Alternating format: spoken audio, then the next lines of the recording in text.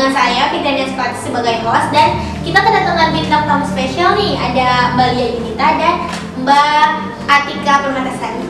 Oke, jadi hari ini kita akan membahas seputar tips and trik manajemen waktu mahasiswa keperawatan Politeknik Negeri Indramayu. Jadi kalian kepo gak sih apa sih kesibukan anak-anak D3 keperawatan di Politeknik Negeri Indramayu? Nah, sekarang boleh nih kenalan dulu nih sama bintang tamunya ya. Boleh Mbak Lia? Oke. Halo semuanya, perkenalkan nama saya Lia Yunita. Saya dari kelas D3 KP2C. Di sini saya di Himakes sebagai Kasubdiv Keakraban. Boleh sekarang Mbak Atika. Halo semuanya, perkenalkan saya Atika Permatasari dari kelas D3KP1D. Saya di sini sebagai Ketua Angkatan 06. Oke, jadi hari ini kita tuh bakal bahas tentang tips and trik nih manajemen waktu. Oke, menurut Mbak Lia, sekarang nih Mbak Lia sama Mbak Atika kesibukannya. Oke, untuk saya sendiri kesibukan di luar dari akademik di kampus itu saya mengikuti kegiatan organisasi. Yang pertama saya mengikuti Himakes, Himpunan Mahasiswa Kesehatan, dan yang kedua saya mengikuti BEM, yaitu Badan Eksekutif Mahasiswa Polindra. Boleh tahu nggak nih jabatan di kedua tersebut apa Mbak? Oke, kalau di Himakes sendiri itu saya menjabat sebagai Kasubdiv Keakraban, itu bagian dari BSDM. Lalu untuk di BEM-nya sendiri, saya sebagai Ditjen Relasi Kampus, saya termasuk ke Kementerian Luar Negeri. Oke, nah Atika nih, kan masih baru-baru banget nih di Polindra, masih tingkat 1 kan? Iya, Nah, Mbak. apa nih, udah ngikutin organisasi apa aja kira-kira? Oke, kalau untuk saya sendiri itu saya di luar akademik saya mengikuti organisasi seperti Himakes, Himpunan Mahasiswa Kesehatan ya tentunya. Yang kedua itu ada BEM yang dimana saya menjabat sebagai, bukan menjabat, saya divisi saya di BEM itu sebagai Kementerian Sosial. Dan yang terakhir itu ada POPI, itu divisi bulu tangkis. Jadi seperti itu Mbak, ada 3. Oke, mulai sibuk ya, tapi belum jadi kepengurusan, masih kayak Masih staff jadi anggota muda, masih magang-magang masih gitu loh. magang-magang. Oke, tenang, nanti kalau udah magang kayak punya kita nih. Ya, boleh. Oke, jadi kan pasti anak keperawatan nih punya sibuk lah ya Mbak ya. Udah pasti praktek, pulang sore, nah itu tugas yang banyak. Nah itu mau nanya nih, gimana sih apa kalian tuh memanajemen waktu kalian? Oke, yang pertama nih aku mau nanya nih, apa sih tantangan terbesar mahasiswa keperawatan Polindra, terutama di tingkat 1 sama tingkat 2 nih dalam mengatur waktu? Nah boleh boleh siapa dulu nih? Boleh dulu. Misalkan tantangan terbesarnya apa nih menurut Mbak Lia?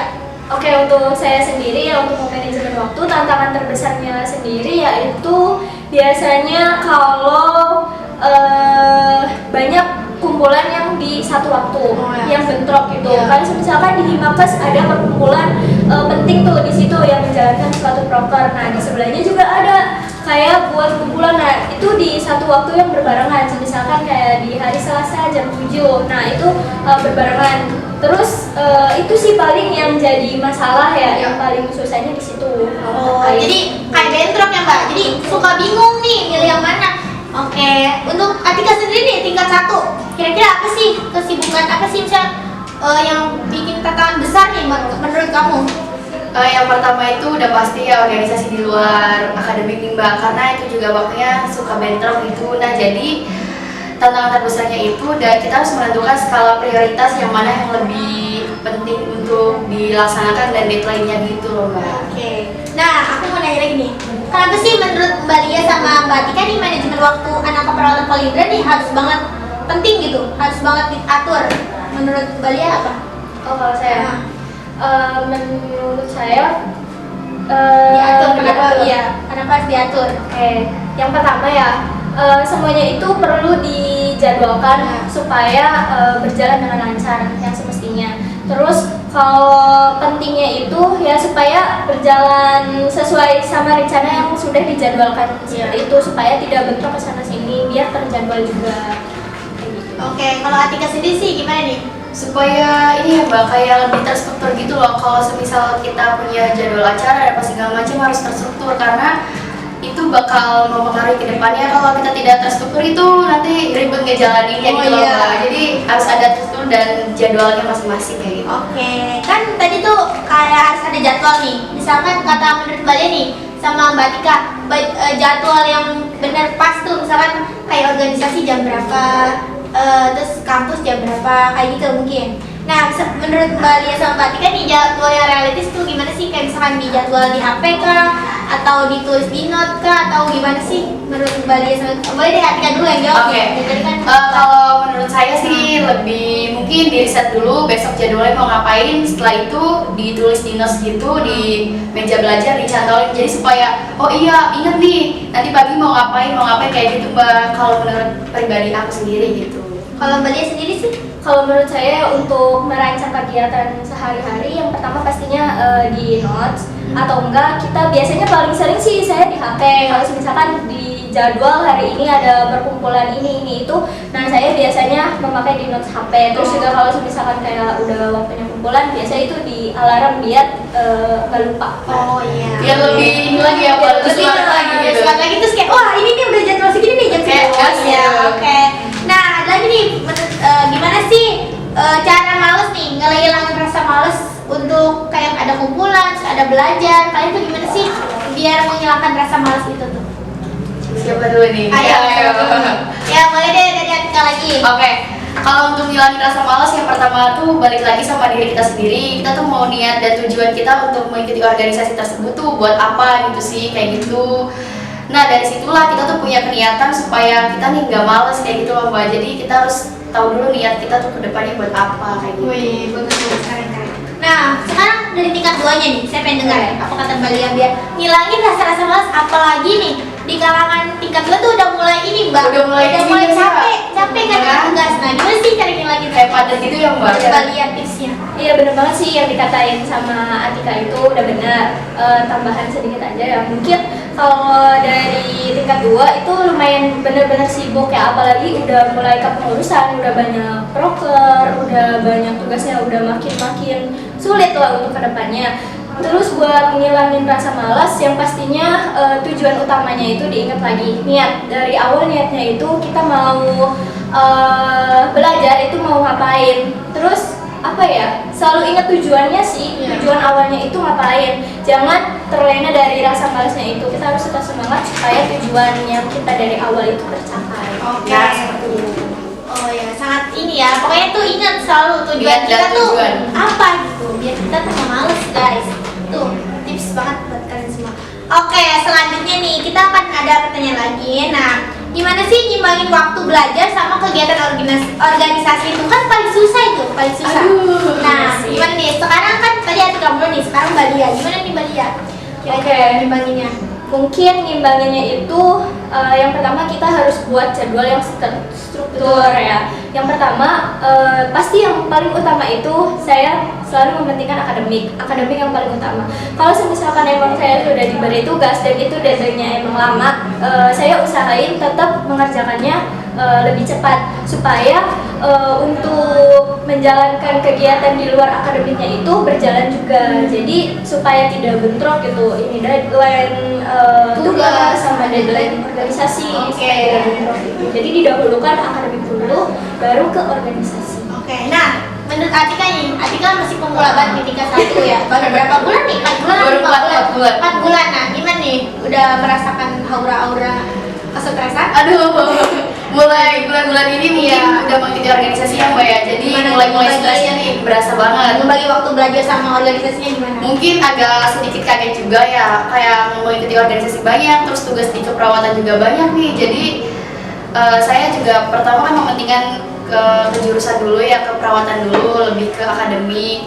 Nah setelah itu baru kita saya ini melakukan ke organisasi selanjutnya seperti itu Mbak. Jadi ke akademik dulu baru ke non akademik untuk menjalaninya supaya terstruktur dan terjadwalkan aja gitu. Jadi dua-duanya bisa imbang gitu loh. Oh iya. Tapi pernah simbang kan nih, pasti kan ada aja lah ya. Kita mau ngomong, iya nih kita bisa mengatur waktu, jadwal ini gitu. Tapi ada nggak sih kesetresan itu muncul saat-saat tiba-tiba, aduh stres banget nih, deadline tugas ada, deadline organisasi ada. Itu pernah nggak sih di titik kayak gitu tuh? Di kalian berdua pribadi? Kalau dari saya itu pasti ada. Pasti ada. Kalau misalkan kita di akademiknya berjalan, maksudnya banyak tugas itu, terus di luarnya juga organisasinya lagi banyak tugas juga, itu pasti benar-benar adalah rasa kayak stres gitu menghadapi apa ya, banyak targetan yang harus dicapai. Tapi kembali lagi itu harus kita jadwalin supaya kesetresan itu nggak ada gitu. Tapi itu pasti ada sih kalau misalkan dari saya sendiri pasti ada. Nah, Atika nih gimana nih? Apalagi Atika kan baru banget jadi ketua angkatan kan. Pasti tuh udah ada mulai tugas-tugas atau masalah-masalah angkatan. Nah, gimana nih cara biar nggak hilang, biar hilang gitu, gak ada stres? Yang pertama sih gini, meriset kayak masalah dulu seperti apa masalah-masalahnya supaya nggak terlalu stres banget untuk menjalaninya. Jadi satu-satu dari mulai apa dulu masalahnya, terus sebelum berjalan selanjutnya. Ya kalau stres-stres itu ada, cuman kembali ke niat lagi ya. Jadi itu mau gimana kita harus menghilangi stres itu, dan kemauan dirinya sih harus lebih gede gitu. Jadi biar stres itu hilang Hilang gitu ya? Apa juga pernah ini gak sih kalian pas stres ada healing ya Pak? Itu pernah. Kayaknya itu wajib deh. Kalian sering wajib. Kalau ini pernah nggak kayak misalnya kabur dari tugas kan? Itu kabur aja dah. enggak. Itu nggak pernah. Nggak baik sih. Nggak baik. Harus tetap dikerjain walau Tanggung jawab. Oke, harus tanggung jawab. Oke. Jadi nih, menurut Mbak Lia sama Mbak Atika, teknik belajar yang efektif itu gimana sih? Siapa dulu? Siapa dulu? Siapa dulu? Boleh deh, Atika dulu. Iya, boleh Lia. Oke, belajar yang efektif atau bukan belajar diulang-ulang, baca atau gimana? Mungkin untuk saya sendiri teknik belajar yang efektif itu yang pertama pastinya dengan membaca dan membaca terus merangkum materi yang sudah dijelaskan oleh dosen. Misalkan tadi pagi itu udah diberi nih materi penjelasan tentang bla bla bla bla bla. Nah, untuk malamnya sendiri itu kita bisa mengulang membacanya lagi, terus sama merangkum, meringkas notes yang kecil itu supaya menjadi apa ya, bahan pembelajaran buat ini dipelajarin lagi, kayak itu sih lebih. Oke, gimana nih kalau Mbak Atika sendiri? Seperti yang Mbak Lia tadi juga bilang, untuk teknik belajarnya itu menulis, mencatat, dan membaca itu dilakukan berulang-ulang kali, dan kita sebisa mungkin membuat rangkuman materi tersebut dipahami sendiri-sendiri. Karena kalau kita memahami materi itu dengan luas, dengan bahasa diri sendiri nih, jadi kayak lebih ngerti gitu apa yang dosen jelaskan seperti itu. Jadi harus menulis dan merangkumnya juga setiap dosen menjelaskan gitu. Oke, cukup realistis ya, semoga bisa untuk Amin. teman-teman Himakes nih. Gimana nih caranya diikutin, itu misalnya terstruktur lah, itu biar hilang stresnya, biar bisa manajemen antar organisasi sama akademik. Oke, segitu dulu. Oke, jadi masih ada nih pertanyaan-pertanyaan lagi. Oke, sekarang gimana sih jaga motivasi belajar dan nggak mengatasi rasa bosan? Misalkan nih motivasi belajarnya tuh kayak aku nih harus belajar terus, soalnya kan ada cita-cita yang belum sulit.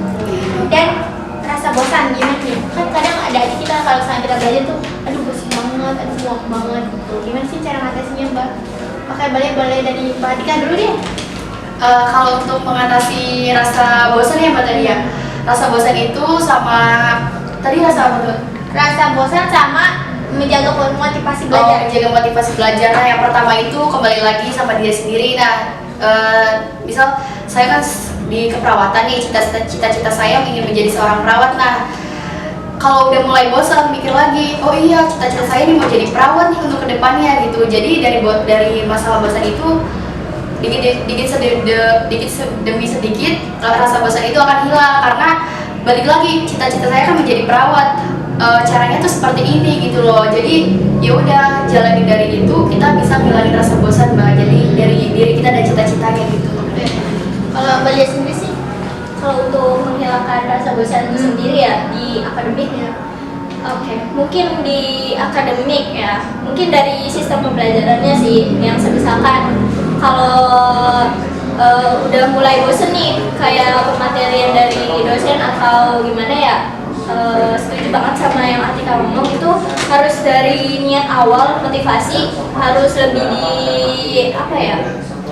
diingetin lagi lah, supaya bosen itu tuh benar-benar hilang gitu. Kalau misalkan tujuannya udah jelas dan benar, itu pasti bosen. Menurut saya Bakal hilang bakal sendirinya hilang gitu ya Mbak ya. soalnya harus dikejar banget kan untuk cita-cita kedepannya. Betul. Nah, gimana nih? Kan ada aja nih kadang tidur telat lah, badan lemes lah, makan telat lah. Nah, gimana sih cara jaga kesehatan fisik sama mental di tengah padatnya jadwal kuliah sama jadwal organisasi? Nah, gimana tuh Mbak? Boleh banget nih jawabannya dari siapa dulu ya? Dari tingkat 2 dulu deh, boleh. Iya. Oke, mungkin untuk saya sendiri ya untuk apa tadi Pak? Jaga kesehatan fisik di padatnya jadwal kuliah dan organisasi. Nah, untuk jaga kesehatan fisik, yang pertama ya ingat waktu sih, jangan benar-benar tubuh kita ini di-press untuk mengikuti banyak kegiatan dan belajarnya juga. Menurut saya kalau misalkan untuk waktu belajar ya cukup mungkin untuk malam hari 1-2 jam sendiri ya. Nggak usah yang benar-benar harus benar-benar dipelajarin. Nah, kita kan butuh waktu tidur juga kan untuk memikirkan kesehatan fisik tersebut. Terus juga jangan terlalu banyak begadang, karena kalau misalkan begadang sendiri paginya itu terasa lemas gitu. Iya. Terus juga yang paling utama menurut saya itu healing sih, harus ada healing. Wajib itu. Itu wajib. Wajib healing, Wajib. Soalnya itu tuh benar-benar merefresh otak kita dari kesibukan di kampus maupun di luar dari kegiatan akademik. Nah, itu kan dari tingkat 2 ya. Yang benar-benar udah stresnya tuh kayaknya Udah tingkat ini ini. udah tingkat ada 80%-an lah. Nah, ini Masya sekarang yang Allah. newbie 50% stresnya. Baru 50%, Iya, Mbak. 50%. Gimana nih? Ngejaga kesehatan fisik sama mentalnya nih. Apalagi anak kosan kan? Gimana? Yang pertama sih ini ya Mbak, kayak harus menjaga pola makan juga tiap harinya tuh. Jangan lengko mulu tuh. Harus makan buah, makan sayur, makan daging, makan protein seperti Iya. itu. Jadi itu juga buat bisa menjaga metabolisme tubuh sama yang apa yang kata Mbak Lia tadi katakan juga bener banget. Dari itu kita harus apa seimbang sama fisik sama mental gitu. Jadi harus menjaga pola makan sih. Betul. Oke, sekarang kan udah nih tadi makanan, terus udah tidur, akademik apa itu. Nah, menurut kalian nih apa sih pengalaman paling berkesan yang pernah kalian alami dalam mengatur waktu sebagai mahasiswa keperawatan? Misalkan nih kalian udah punya pencapaian kayak, wah keren nih, akademik jos, terus buat organisasinya jos, atau dalam sehari nih, saya tuh pernah pengalaman saya tuh paginya ini, siangnya ini, sore ini, malam ini, gitu. Gitu kan pasti ada aja nih. Oke, dari Mbak Lia dulu nih kan pengalaman lebih banyak kayak dari atau yang masih newbie. Boleh deh disebutin nih kira-kira apa aja jadwal atau kegiatan dalam sehari yang benar-benar wah gak bisa Pengalaman ya? Iya, pengalaman. Dan mungkin untuk pengalaman saya sendiri, untuk saya itu kan mengikuti 2 organisasi Iya. ya. Pernah dalam satu hari itu paginya mengikuti dari kegiatan hima, Iya. dan untuk siang ke sorenya itu mengikuti dari kegiatan BEM. Misalkan kayak pengalaman yang pernah saya lakuin sih yang berkesan ya menurut saya untuk di kegiatan hima itu saya pernah mengikuti kegiatan pengabdian di SD, itu di SD Pabean Ilir? Iya, Pabean Ilir. Di situ banyak banget pengalaman yang benar-benar saya dapetin, kayak berinteraksi langsung sama masyarakat, terus mengajarkan adik-adik yang di SD itu bagaimana PHBS. Banyak sih pengalaman yang berkesan. Terus juga selama di BEM saya banyak mengikuti kegiatan, contohnya kayak mengikuti seminar. Terus untuk pengabdian masyarakat juga ada waktu di BEM itu saya mengikuti bakti sosial pada bulan Januari kalau nggak salah. Itu pengalaman yang berkesan ya menurut saya untuk di kehidupan saya yang dulunya ya mungkin sedikit flat, tapi sekarang udah mengikuti kegiatan organisasi dan semua itu jadi lebih berwarna gitu. Oke. Menyenangkan lah untuk mengikuti kegiatan. Tidak se-flat itulah ya. Betul. Oke. Nah, buat Atika sendiri nih, pengalamannya apa sih, kan masih baru-baru lah ya. Apalagi tadi udah mulai sibuk kan. Apa aja sih pengalaman yang diikutin tuh? Mungkin saya juga awalnya kan kaget di keperawatan tugasnya Nauzubillah. iya sebanyak ini, yang lain aku cuma sedikit gitu kan, ternyata sebanyak ini, dan itu juga bertabrakan jadwal sama organisasi. Nah itu tuh mungkin tantangan terbesarnya ya Mbak, kayak bisa ngejalanin dengan keduanya dengan di waktu yang sama gitu loh Mbak. Jadi menurut aku itu suatu hal yang kayak aku bisa jalanin loh dua-duanya nih, akademik dan non akademik seperti itu. Oke, keren sih. Emang mahasiswa keperawatan Politeknik Drama itu emang udah keren-keren banget pokoknya mah. Udah kuat, manajemen waktu jos gitu. Oke, nah sekarang nih kesalahan apa yang pernah Anda lakukan dalam mengatur waktu? Kesalahan apa? Misalkan kayak salah nih ternyata tanggal waktu yang dikumpulin segini tapi kan salah gitu, atau kalian tuh telat dalam acara atau apa itu, kalian pernah nggak sih kayak kesalahan gitu? Dari siapa dulu? Dari Atika dulu deh, si Baby, pernah nggak kayak kesalahan? Mungkin kalau sekarang belum terlalu kelihatan ya kesalahannya. Mungkin kalau misal kumpulan telat 5 menit atau 3 menit seperti itu. Dan kalau misal tugas juga alhamdulillah sekarang masih lancar-lancar mengumpulkannya dan tepat waktu gitu. Jadi belum terlalu kelihatan banget nih Mbak belum. Belum. Oke. Dari Mbak Lia sendiri kan pengalamannya banyak nih. Apa sih banyak kesalahannya dalam manajemen waktu? Gimana nih? Boleh. Mungkin dari saya sendiri untuk manajemen waktu itu masih agak sedikit kurang untuk menentukan skala prioritas. Saya masih bingung untuk menentukan mana yang lebih harus didahulukan.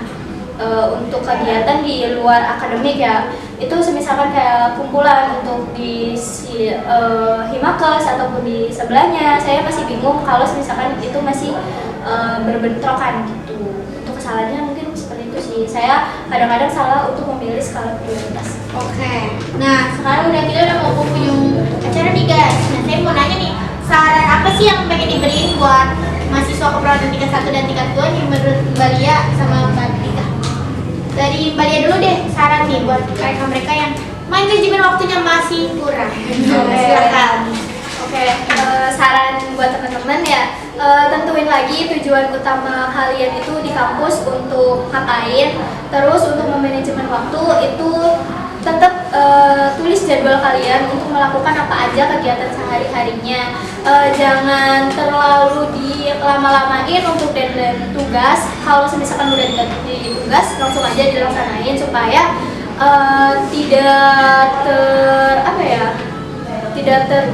maksudnya tidak tercecer gitu kegiatan untuk kedepannya itu, supaya terjadwal seperti yang sudah dijadwalkan oleh kita.